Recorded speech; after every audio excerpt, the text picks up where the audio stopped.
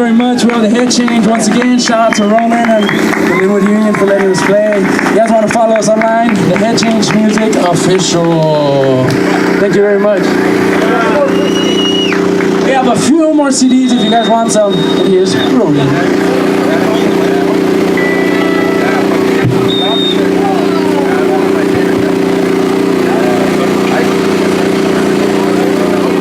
Ladies and gentlemen, we are going to begin our raffle.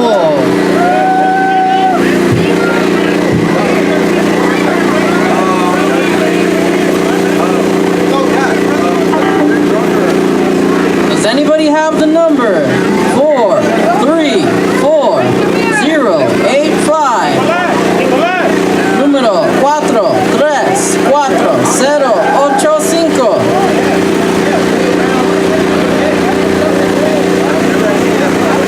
Again, number 434-085. 434-085. We got some more free CDs if whoever wants them. You know, it's all good. I will, man.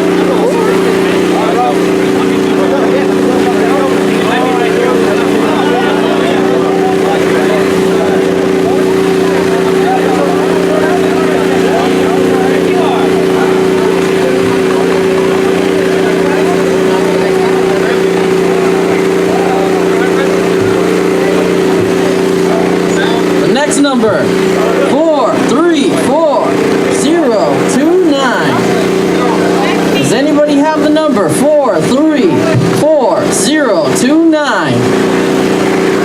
Okay.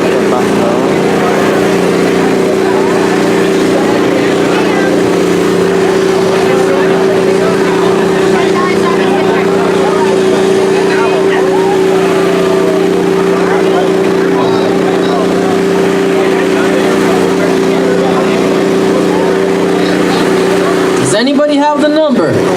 34095. Número 434-095. You get a courtesy print from the Lynwood Union.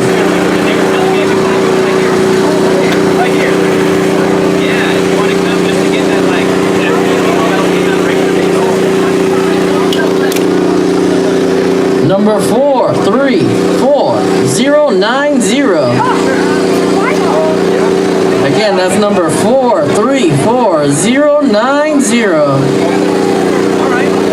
Número 434-090. Going once. Going twice.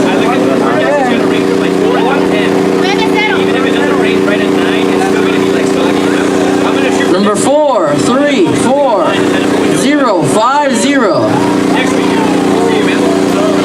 Hey, I want to sell videos, dude. I saw my I didn't look at it, but I saw it. I gotta go. The show was already happening. So, like, I left my screen open so I can see where to go. 434-100.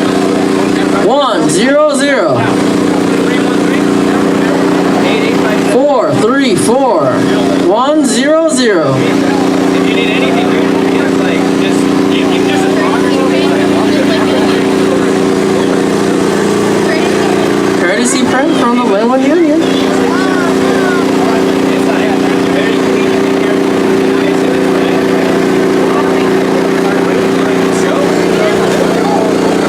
Number 434-094. Again, that's number 434-094.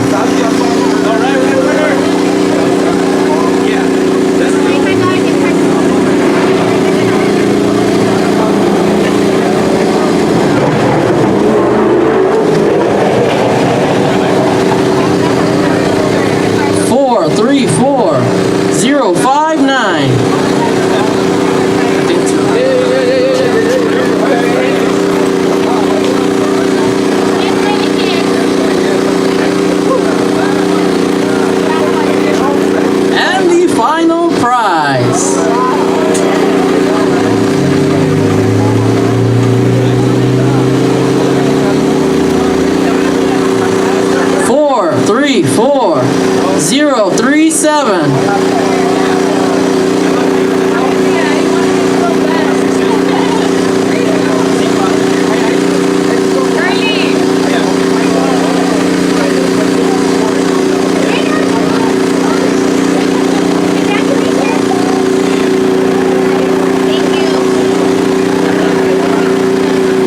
Thank you very much, everyone.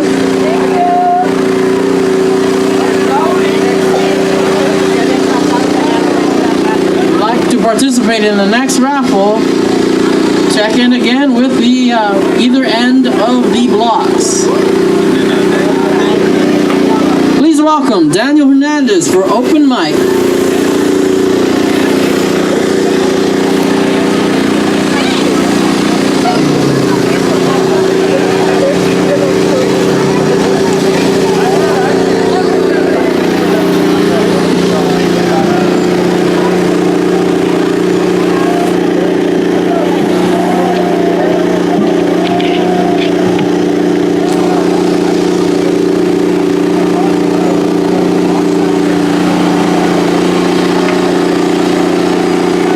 Hello everyone. Hey there. My name is Daniel Hernandez. I'm going to be performing some poetry for you all today. This is just really great to see all of you guys here and out and supporting. It really warms my heart. I went to Fireball High School up the street. So it's really great to see we need to come together like this. The first poem I'm going to perform for you, I wrote myself. It's called Generations. First time you ask me, I'll say I was born in '93. And then my 14-year-old mother spent 9 months carrying me. I'll tell you about growing up just a generation removed from Civil War in the home nation made my family move. I'll tell you about being the only Mexican at my private school, how it made it all much worse when I was the one breaking the rules. I might even tell you about the anxiety felt from hearing my mom say that a kid I played with in preschool in diapers wouldn't live to see the next day. I'll definitely tell you about growing up near the beach in Southern Cali, going to parties when we were 15 where we entered through the alley. I still remember my first love. Her name was Sally. And there's been many more since I've lost my tally. It's important for me to think about where and when I was born. It helps explain why 3,000 miles away at college I felt so torn. I've learned to cope with the stress of it all as I've grown older. So much of what I know is from my family standing on their shoulders. What 5 years ago would have broken me now only makes me bolder. So the second time you ask, I'll say I was born in '69. Because truly I can count my father's time as mine. And I'll tell you about growing up, 2 sisters, a mom and dad. Dad only drank, mom worked double shifts to give us what we had. I'll talk about my best friend who put his life on the line for me. Jumped at the pier, he caught a knife in the back 17 times for me. I might even talk about being incarcerated 814 days, sending tear-stained letters to my son, saying get good grades. I'll definitely talk about the girl with dark hair and lipstick to match, how no one can say we aren't soulmates because that's a fact. All these lessons I learned from my father's life, one marked by crime and adversity. But if you ask him about it now, he'll eventually start talking about how his son went to Syracuse University. And if you ask yet again, and you really want to know, I'll say 1903, my grandmother's grandmother born at the turn of the century. She lived to the ripe old age of 97. I fear I may never know another soul like hers again.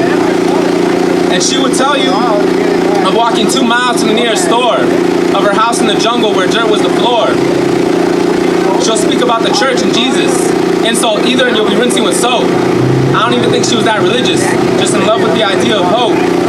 She might even say how she had 11 children, but in the end only knew 5. My great-grandmother brought her to the U.S. after her first heart attack and willed her alive. She'll definitely talk about being the matriarch of 5 generations below. And she would be strong to tell you, like she told me, when it was her time to go. So when you ask me when I was born, understand it's a complicated question. And if I say anything other than 1993, you won't understand my notion. You were asking for a wave when I'm as deep as the ocean. And behind me, another wave breaks onto the shore. You see my feet on the floor, I see my feet on the shoulders of my ancestry. Without the roots, could we even have the tree? I lived for generations past and their sacrifices. They taught me better than to fall for their vices. So I'm unfazed by struggles, I seek to reach new heights. And if I fail, I know my children will succeed where I wasn't able to. Don't Don't you know that you have an immortal soul too? One that resonates with every lesson that you teach. One that is multiplied in all the hearts that you reach. I know you're asking me about when, but I'm telling you about what I was born into and will leave a legacy no matter what. Thank you.